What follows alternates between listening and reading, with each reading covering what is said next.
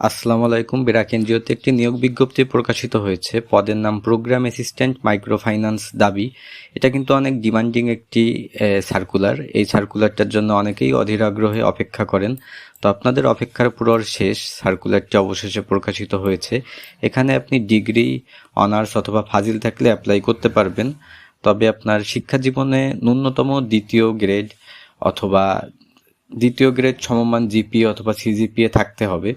এখানে কিন্তু বেশ হ্যান্ডসাম একটি স্যালারি আপনাকে অফার করছে। তারা 32,000 প্লাস বিভিন্ন ভাতা, বোনাস, মোটরসাইকেল ভাতা এবং যাতায়াত ভাতা সহ আনুষঙ্গিক অনেক সুবিধা আদি তারা প্রদান করবে। তো এক্ষেত্রে কিন্তু একটা ভালো একটা অপরচুনিটি।